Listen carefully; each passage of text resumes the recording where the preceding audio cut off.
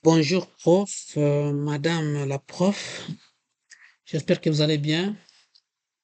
Oui, moi c'est Luandia Mkandama qui parle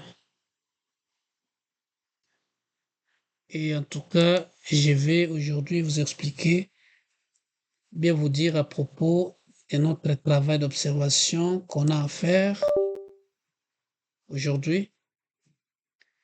Et là, je vais vous présenter toutes les informations nécessaires à propos de ce travail. Voilà. Notre cours, c'est gestion des approvisionnements et des inventaires. Et là, je vais vous montrer le travail que je fais dans l'entreprise Couche-Tard. C'est le Couche-Tard qui est l'entreprise sur laquelle j'ai travaillé. Voilà. Là, on avance. À propos de Couche-Tard, c'est travail d'observation. D'accord. Voilà. En premier lieu, je vais commencer par la description de l'entreprise.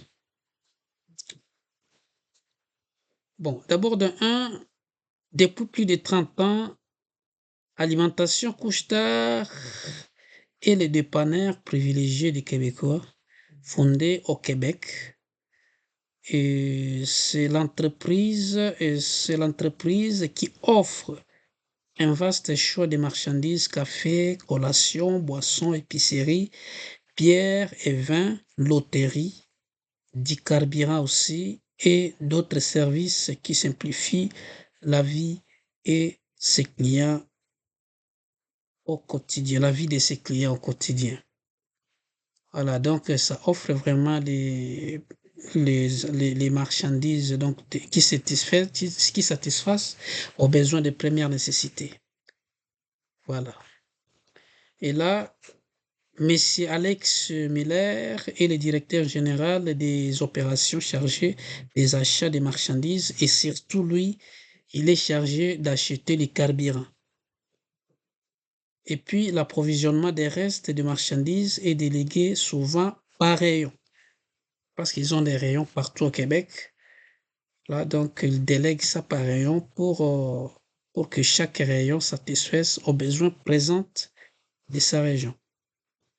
Donc, pour que ça satisfasse, ça réponde aux attentes des clients de la zone. Voilà. Et là, les deux personnes, ce sont le personnage important de Couche-Tard. Ça, c'est juste un petit entre parenthèses. Les responsables, c'est, on a à gauche monsieur Alain Bouchard, c'est l'administrateur général du Couche-Tard. Donc, c'est lui qui est le top. Et après, à droite, c'est Alex Miller, le directeur général des opérations, chargé aussi des achats des marchandises, donc carburant. J'ai parlé avec lui. Il m'a donné quelques 15 à 20 minutes avec qui j'ai parlé, j'ai posé certaines questions à propos de leur entreprise. Je suis parti dans son bureau. Après ça, on procède aux questions et réponses. Oui, j'ai posé des questions et je dois montrer les questions que j'ai posées et les réponses que j'ai reçues venant de M. Miller. Voilà. Première question, c'est j'ai posé au M. Miller comment l'entreprise fait pour savoir quelle marchandise doit être commandée, à quel moment la commande et à quel et à combien. Voilà. Et à combien? La réponse est la suivante. Monsieur Miller m'a dit que pour savoir la marchandise à commander, d'abord il regarde l'historique des ventes pour savoir les produits en haute demande et aussi il identifie un inventeur. Donc ils identifient cette marchandise à haute demande en inventeur. Et après, alors pour savoir les moments des commandes, l'entreprise utilise le système d'inventaire permanent qui suit le niveau de stock à temps réel. Donc, c'est ça ce que l'entreprise fait. Et enfin, l'entreprise calcule la facture selon les prix convenus avec les fournisseurs pour savoir à combien les marchandises coûteront. La question était répondue de la sorte. Je suis passé à la deuxième question.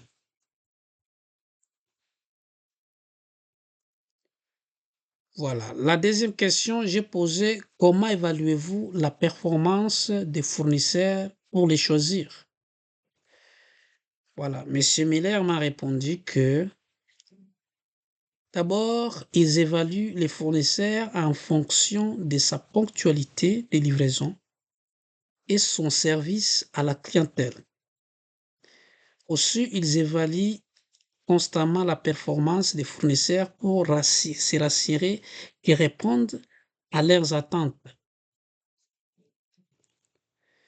Voilà. Après la troisième question, j'ai posé qu'est-ce qui est négocié le plus souvent avec les fournisseurs?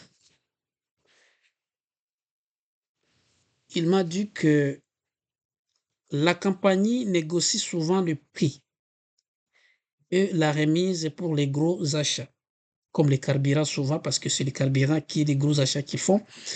Et en plus de ça, elle négocie aussi les délais de livraison pour que la marchandise arrive à temps réel. Alors, l'entreprise négocie aussi la qualité des produits pour avoir des produits qui répondent efficacement à la demande et aux attentes des clients. Voilà, c'est ça. Et après, je suis passé à l'autre question. Question numéro 4. J'ai posé quel est votre mode d'achat dans l'entreprise? Donc, le mode d'approvisionnement.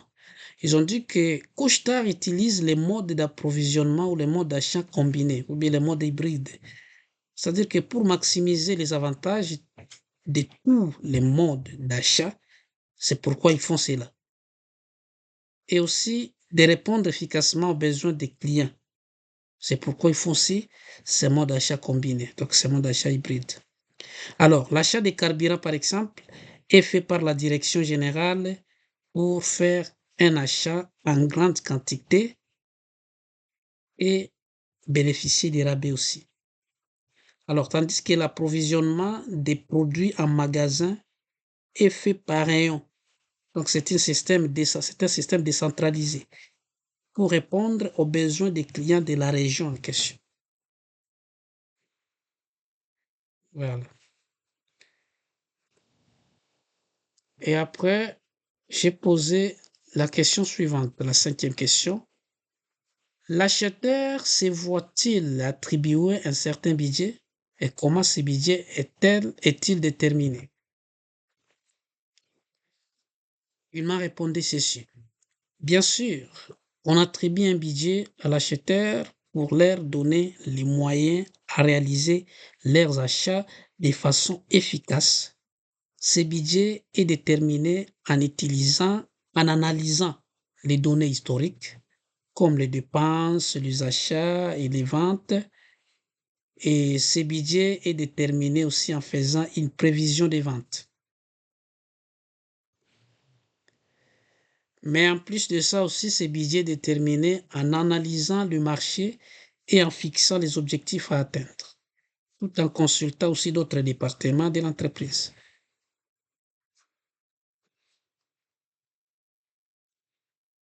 Voilà. Après ça, je suis passé à la sixième question. J'ai posé M. Miller comment fonctionnent les processus de réception et de vérification de la marchandise et aussi les processus de retour des marchandises non conformes à la commande. Il m'a répondu que les marchandises sont déchargées et réceptionnées par les équipes de logistique. Après ça, les documents de transport sont vérifiés pour s'assurer que la marchandise correspond à la commande. Alors, si les marchandises sont non conformes à la commande, elles sont mises en quarantaine en attendant une validation ou une décision sur leur sort venant du fournisseur. Aussi, les marchandises réceptionnées qui sont conformes à la commande sont enregistrées dans des systèmes de gestion des stocks pour mettre à jour les niveaux de stock. Puis, les marchandises sont stockées dans des zones désignées de l'entrepôt en fonction de leur type. Parce que les marchandises sont mises en fonction de leur type pour que ça soit facile aux clients de les trouver. Voilà. Après ça, j'ai posé la question suivante. Bon, c'est pas la question, c'est la suite de la réponse, c'est la suite de la question précédente. Les processus de retour sont les suivants aussi chez Couche-Tard. D'abord, de 1, ils font l'identification des marchandises non conformes lors de la réception pendant le stockage. De 2, ils font la notification aux fournisseurs ou au service client pour signaler les problèmes. Après ça, ils font le remplissage d'un formulaire de retour ou d'un rapport de non-conformité. Après ça, il faut la coordination avec les fournisseurs pour organiser les retours des marchandises. Et finalement, il faut la mise à jour des registres de stock pour refléter les retours des marchandises.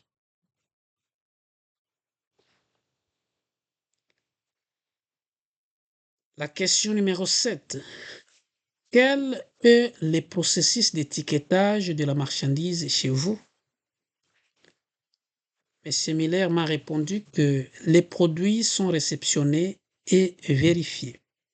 Puis, ils sont étiquetés avec des informations telles que le prix, la description des produits, les ingrédients, les instructions d'utilisation et les codes barres.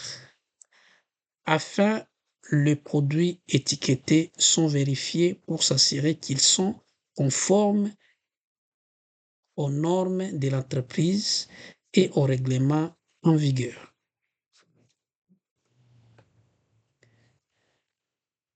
Puis la 8e question, j'ai posé à M. Miller.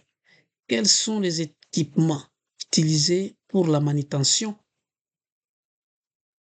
Règles de santé et de sécurité. Donc, quelles sont les règles de santé et les règles de sécurité aussi qui fonctionnent là chez vous? Voilà. Il m'a dit que les équipements utilisés par les couche-tard pour la manutention d'abord sont les suivants. Il a dit tablette élévatrice. La table élévatrice plutôt. La table élévatrice, c'est pour lever les charges à différentes hauteurs. Et voilà un exemple. Voici les table élévatrice.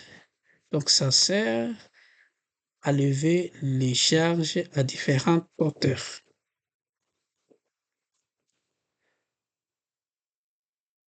Voilà. Deuxièmement, la transpalette. La transpalette permet aussi de transporter le palette qui contient les lots des marchandises, ou bien les colis des marchandises. Et voilà un exemple de transpalette. Ça, ce sont des transpalettes mécaniques ou manuelles. Il y a aussi des transpalettes électriques. Voilà. Ils en ont aussi, mais en tout cas moins, parce que ceux-là sont beaucoup plus utilisés dans les industries et les usines. Voilà.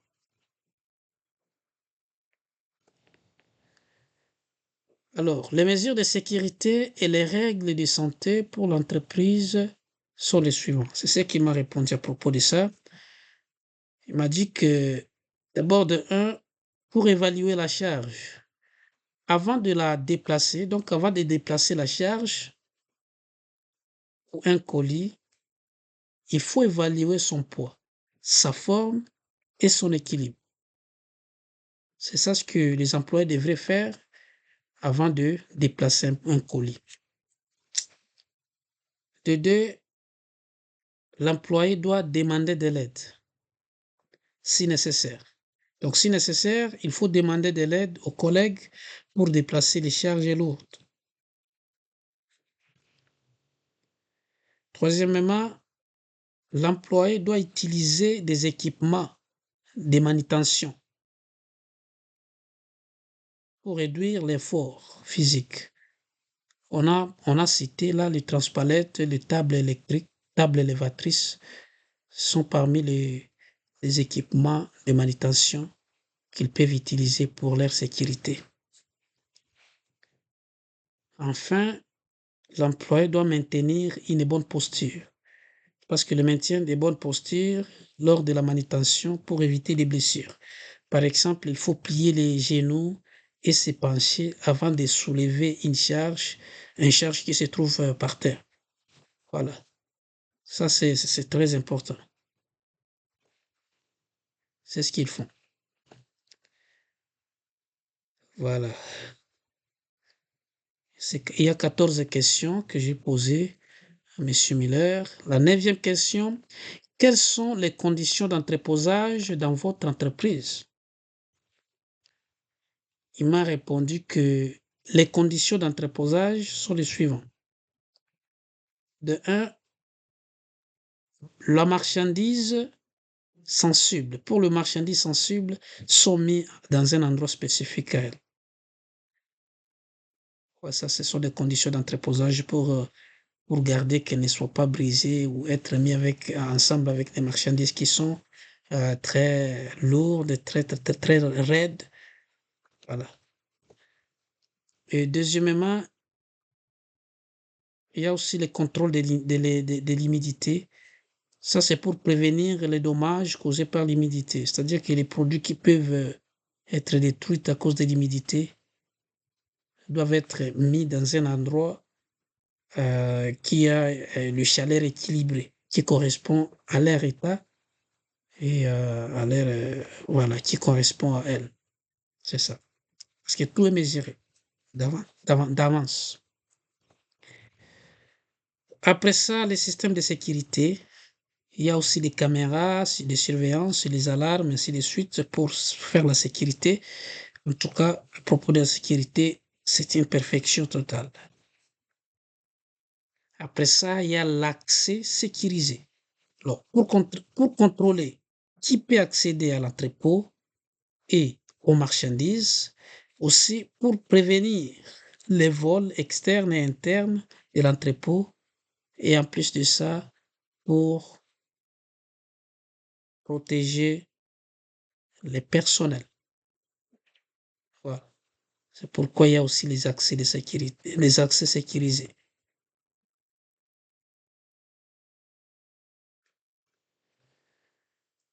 Aussi, on fait le nettoyage et l'entretien ménager pour maintenir l'environnement propre et salubre sur les marchandises aussi.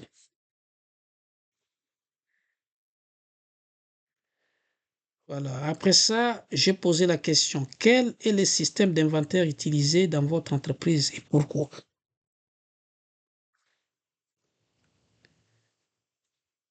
Il m'a répondu sans doute que Couche-Tard utilise le système d'inventaire permanent.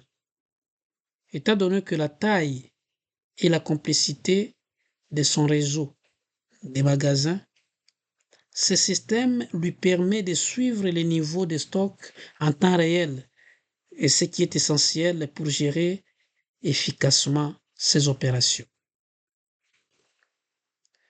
J'ai posé la question numéro 11 suivante. De quelle façon l'entreprise s'assure qu'il ne manquera pas de marchandises?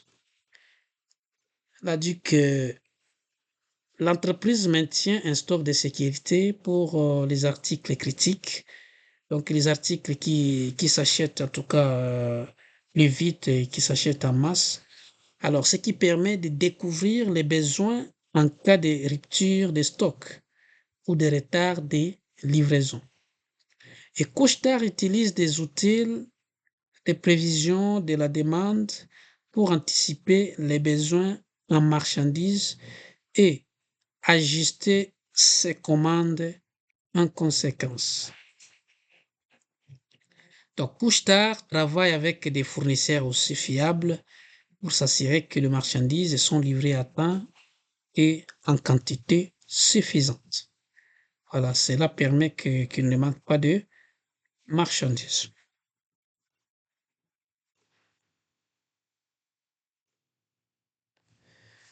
La question numéro 12 est la suivante. Quel logiciel ou outil utilisez-vous pour gérer les approvisionnements et les stocks? Il a répondu que ils utilisent les logiciels de gestion de la chaîne d'approvisionnement qui leur permettent de suivre les niveaux de stock en temps réel et de gérer les commandes, aussi de prévoir la demande future. Et dans ce cas-là, ils utilisent Excel, le plus souvent Excel.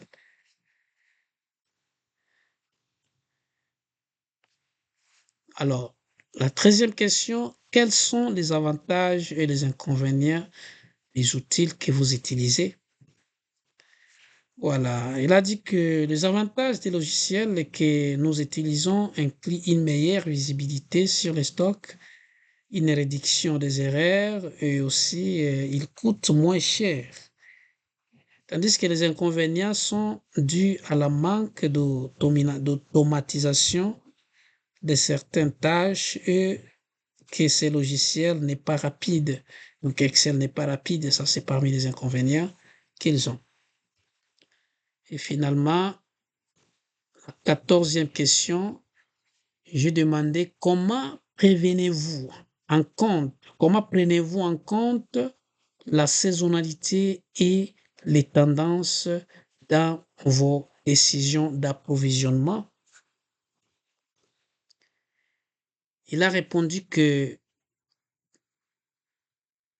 nous analysons les données historiques et les tendances actuelles pour ajuster nos commandes en fonction des fluctuations saisonnières et des tendances du marché.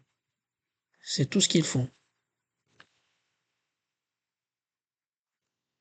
Et enfin, à propos de la recommandation Couche-Tard que je dois faire, je dois dire d'abord que Couche-Tard pourrait chercher un logiciel efficace pour automatiser les tâches pour remplacer Excel. Cela permettra d'améliorer la précision de l'inventaire et de faire le travail rapidement et efficacement. Deuxièmement, Couche-Tard pourrait former ses employés pour une bonne gestion des approvisionnements très solides qui les permettront de garder les stocks de marchandises adéquats. Donc, les stocks de marchandises qui n'est ni trop élevé ni trop bas. Et enfin, Couche-Tard pourrait aussi mettre en pratique un bon système pour gérer les réclamations des clients et les retours des marchandises. Cela va leur permettre de fidéliser leurs clients parce que les clients auront les marchandises à temps réel et auront le produit conforme à la commande et qui répondent à leurs attentes. Voilà. En tout cas, je dis merci beaucoup, Madame la professeure Caroline Rosignol. Je suis très heureux que vous suivez mon PowerPoint et ma présentation aujourd'hui. C'est moi, Luandia Nkandama Francis. Et je vous remercie et bonne journée à vous.